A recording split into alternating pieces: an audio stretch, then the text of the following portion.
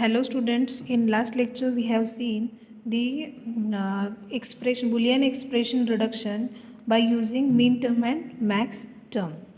आता तुम्ही जर min term आणि max term यूज करून त्यातले कॉमन व्हेरिएबल्स जर फाइंड आउट करायचं झालं आपली जी नॉर्मल प्रोसिजर असते ते तर ती खूप लेंदी प्रोसेस होते तुम्हाला ते एक्सप्रेशन रिड्यूस करण्यासाठी. मग त्याला एक अल्टरनेट मेथड आहे that is K map reduction technique for the Boolean expression. Then K map. आता के मॅप म्हणजे काय हे बघूया आपण. In the algebraic method of simplification we need to write lengthy equations, find the common terms, manipulate the expression etcetera. So it is a time consuming work. म्हणजे आपण जी last time जी process बघितली होती अल्जेब्रिक मेथड बघितली होती Boolean expression सिम्प्लिफिकेशनसाठी, त्यामध्ये काय करायला लागतं आपल्याला, त्यामध्ये लेंदी इक्वेशन्स लिहायला लागतात, त्यातले कॉमन टर्म्स फाइंड आउट करायला लागतं आहे आणि नेक्स्ट काय करायला लागते आपल्याला ते एक्सप्रेशन स्वतः मॅन्युपुलेट करत बसायला लागते. ही काय टाईम कन्झ्युमिंग प्रोसेस आहे. मग त्यासाठी एक अल्टरनेट मेथड आहे ती म्हणजे कोणती, के मॅप. ते आपण आता ह्या लेक्चरमध्ये बघणार आहे. ठीक आहे. ह्यामुळं काय होतं आहे त्याचे ॲडव्हान्टेजेस डिसॲडव्हान्टेजेस काय आहेत ते बघूया. It overcomes all the disadvantages of algebraic simplification technique. K map वापरल्यामुळे काय होतं आहे, जे काय आपले डिसॲडव्हान्टेज होते अल्जेब्रिक सिम्प्लिफिकेशन टेक्निकचे ते ओव्हरकम होतात. The information content in a truth table और अवेलेबल इन द SOP और POS form is represented on K map. म्हणजे SOP किंवा POS इक्वेशनमध्ये जर आपल्याला इन्फॉर्मेशन अवेलेबल असेल तर ते आपण के मॅपमध्ये पुट करू शकतो आहे. ठीक आहे. आता ॲक्च्युली के मॅप म्हणजे काय असते ते बघूया.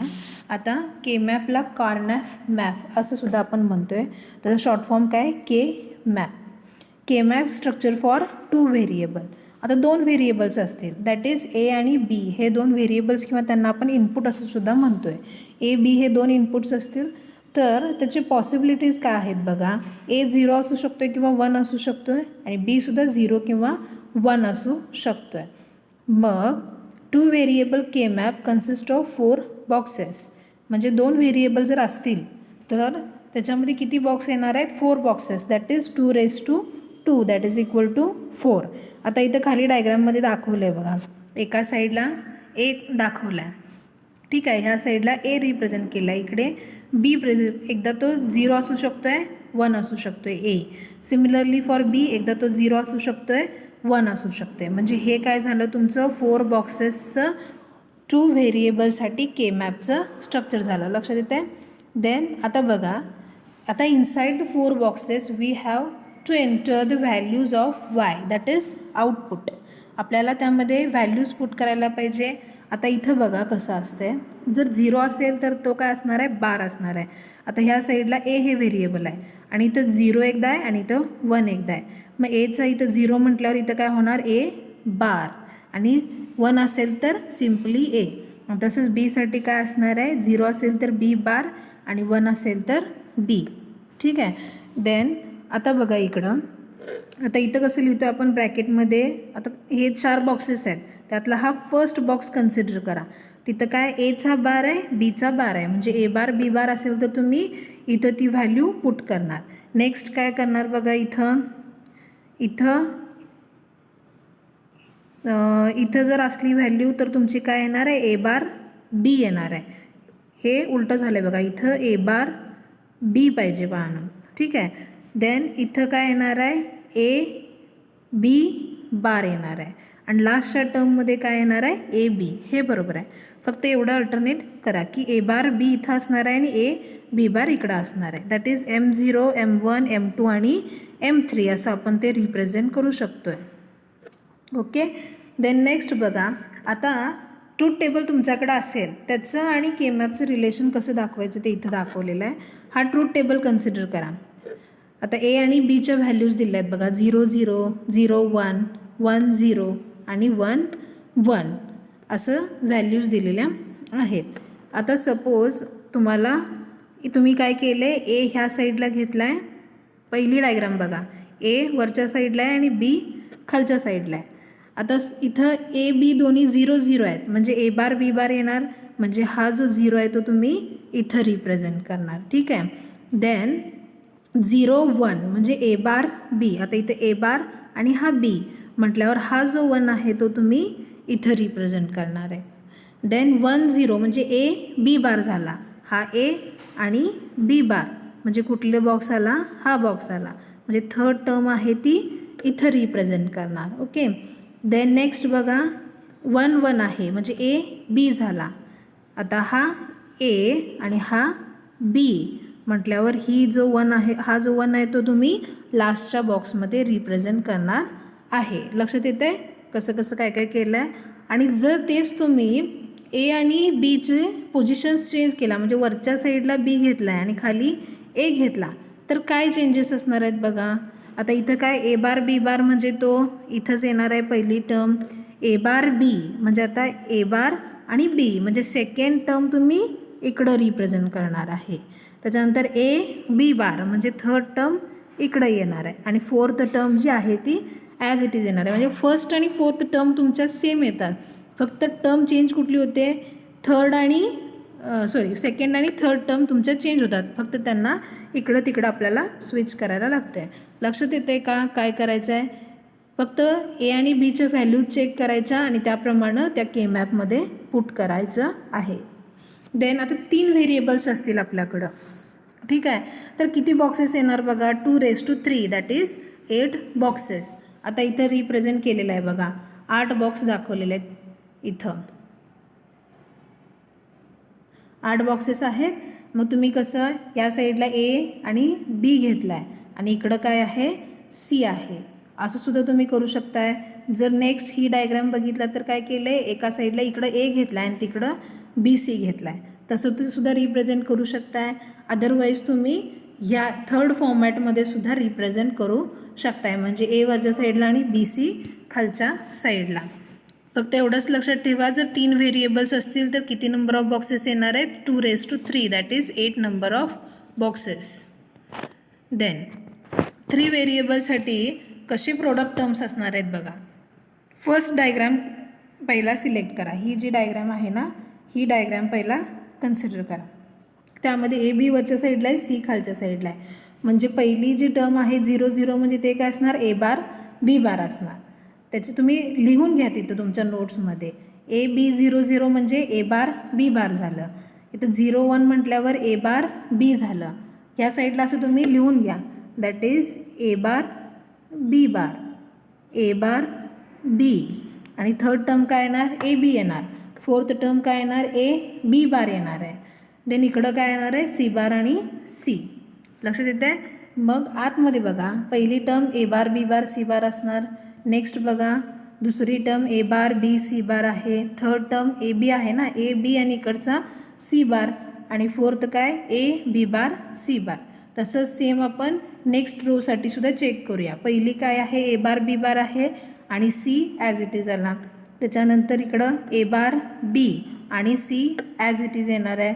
म्हणजे इथं लक्ष द्या तुम्ही, सी इथं 1 आहे म्हणून सगळीकडं सी चालू आहे बघा, आणि पहिल्या रोमध्ये बघितलं तर सी 0 आहे म्हणून सी बारच येणार आहे. आणि ए बी सी झाला, ए बार बी सी झाला, third term A B C झाली, आणि फोर्थ काय येणार आहे, ए बी बार सी. फक्त आपण एवढंच लक्ष द्यायचं आहे की कुठली टर्म कुठं आहे बघून त्याच्या आतमध्ये रिप्रेझेंट करायचं आहे. आता इथं बघा, ए ह्या साईडला घेतलं आहे सेकंड डायग्राममध्ये आणि बी सी तिकडं घेतला आहे, म्हणजे इकडं ए बार असणार आहे 0च्या ठिकाणी आणि इथं खाली ए असणार आहे. म्हणजे फर्स्ट रोला ए बार आणि सेकंड रोला ए असं रिप्रेझेंट करणार आहे. मग इकडं बघितलं तर बी बार सी बार, बी दुसरी टर्म बी बार सी असणार आहे, थर्ड टर्म बी सी असणार आहे, आणि फोर्थ काय असणार आहे, बी सी बार असणार आहे. ओके. मग आता बघा, A bar B bar C बार पहिली टर्म झाली, त्याच्यानंतर A bar B bar C second term झाली, थर्ड टर्म बघा ए बार बी सी झाली, त्याच्यानंतर ए बार बी सी बार झाला. आणि नेक्स्ट बघितलं तर काय, A B bar C bar, A B bar C, A B C आणि ए बी सी बार. हे जर तुम्हाला लक्षात यायचं असेल ना, त्या 0 0 0 1 1 1 आणि 1 0. आता लक्षात ठेवा, हे पण रिप्रेझेंट करताना सगळ्यात महत्त्वाचं आहे, इथं 0 0 आहे, 0 1, इकडं 1 0 आणि नंतर इकडं 1 1 लिहायचं आहे. थर्ड टर्म 1 1 असते, एवढं लक्षात ठेवा बाळांनो. इथं पण बघा 0 0 0 1 लास्टला 1 0 आहे आणि मग इथं 1 1 आलेलं आहे.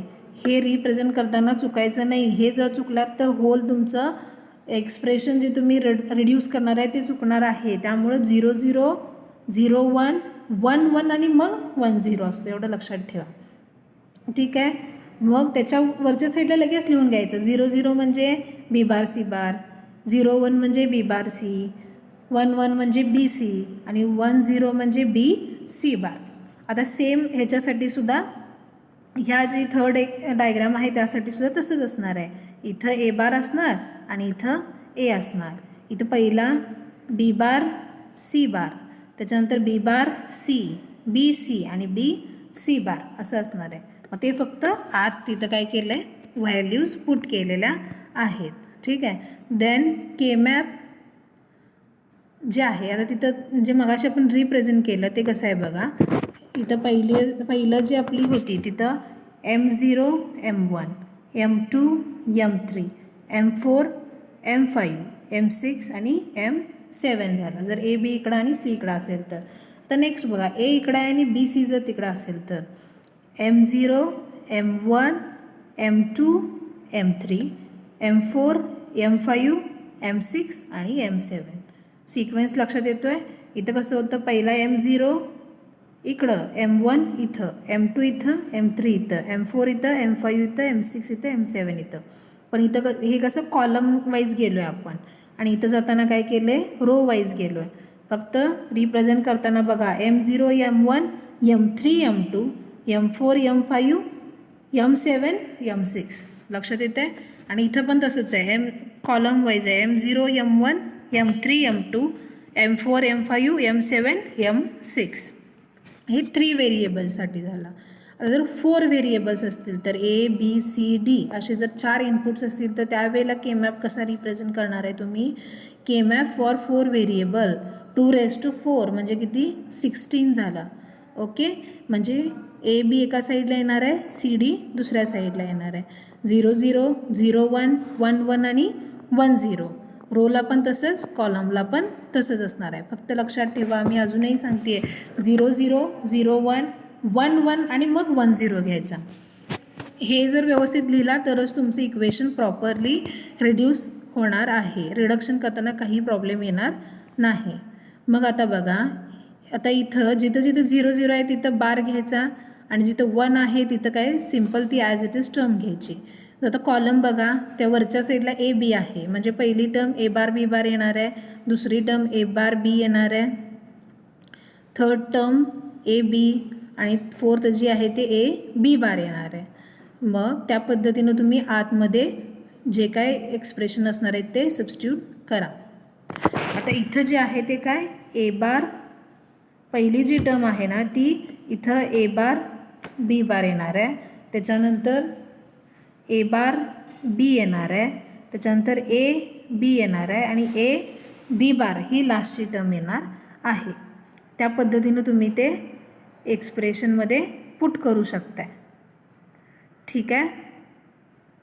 म्हणजे तुम्हाला दोन्ही पद्धतीने SOP आणि POSमध्ये जरी करायचं झालं तरी कसं करू हे सेमच असणार आहे. ए bar B bar, A bar B, A B आणि ए बी बार.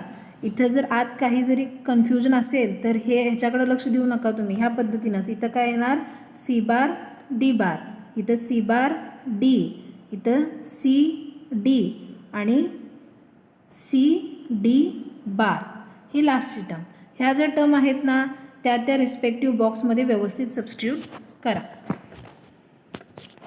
देन इथं बघा कॉलम वाईज गेलो आहे आपण. इथं M0 M1 M2 आणि M3, M4 M5 M6 आणि M7, M8 M9 M10 आणि M11, M12 M11 M12 M13 आणि M15. लक्षात येतं आहे कसं केलं आहे ते. आता इथं पण तसंच आहे बघा. M0 M1 M2 M3 M4 M5 M6 M7 M8 M9 M10 M11 M12 M13 M14 आणि 15. लक्षात आलं आहे कसं केले ते 4 व्हेरिएबल के मॅपसाठी. देन आता हे एक एक्सप्रेशन आहे बघा. एक्झाम्पल दिलं आहे तुम्हाला सम of product A bar B bar आणि C bar plus A bar B bar C plus A B bar C bar plus A B C bar plus A B C. हे जे expression आहे ते standard SOP फॉर्ममध्ये आहे कारण प्रत्येक ह्याच्यामध्ये सगळे लिटरल्स आहेत. मग आपण ईच टर्म जी आहे ती represent as a mean term म्हणून करणार आहे. मग आपल्याला काय करायचं आहे सगळीकडं 1 हे सबस्टिट्यूट करायला लागणार खालच्या टेबलमध्ये. आता बघा 3 व्हेरिएबल्स आहे म्हणजे 8 बॉक्सेस येणार. इथं 8 बॉक्सेस ड्रॉ केलेत. एका साईडला ए घेतले दुसऱ्या साईडला BC घेतला आहे. मग 0 1 0 0 0 1 1 1 आणि 1 0. इथं ह्या साईडला बघा ए बार आणि ए लिहिलं आहे. B bar C bar B bar C B C आणि बी सी बार असं लिहिलेलं आहे. त्याच्यानंतर आता बघा पहिली टर्म काय ए बार बी बार सी बार म्हणजे पहिला बॉक्स येणार ए बार बी बार सी बार म्हटलं तिथं 1 करा. त्याच्यानंतर इथं दाखवलं आहे बघा ए बार बी सी. आता ए बार बी सी म्हणजे सेकंड बॉक्स येणार सेकंडमध्ये 1 केलं आहे बघा. थर्ड टर्म बघा ए बी बार सी बार ए आहे त्याच्यानंतर बी बार सी बार म्हणजे सेकंड रो फर्स्ट कॉलम तो 1 केला आहे बघा. नेक्स्ट बघितला ए बी सी बार जर बघितला तर सेकंड रो आहे आणि सेकंड रो आणि फोर्थ कॉलम बघा तुम्ही लास्टची टर्म ए बी सी बार म्हणजे त्याला 1 केलं आहे आणि ए बी सी म्हणजे second row third column A B C केलेला आहे बघा. ते तिथं दाखवले ॲरो काढून तुम्हाला लक्षात येईल ते टर्म कशा सबस्टिट्यूट केलेत ते. आणि हे काय करायचं बाकी सगळं जे रिमेनिंग असते तिथं काय करायचं 0 पुट करायचं. ह्या पद्धतीनं तुम्ही काय करा वेगवेगळे एक्सप्रेशन्स घ्या 2 व्हेरिएबल 3 व्हेरिएबल 4 व्हेरिएबलचे आणि ते तुम्हाला के मॅपमध्ये व्हॅल्यूज पुट करता येतात का एकदा चेक करा. पहिला सुरुवातीला काय करा हे दिलेले एक्सप्रेशन घ्या आणि ते के मॅपमध्ये पुट करायला बघा. आणि त्याच्यानंतर आपण नेक्स्ट लेक्चरमध्ये काय बघूया की एक्सप्रेशन कसे सिम्प्लिफाय कसे करायचे त्याचं रिड्यूस कसं करत जायचं हे नेक्स्ट लेक्चरमध्ये आपण बघूया. Then thank you.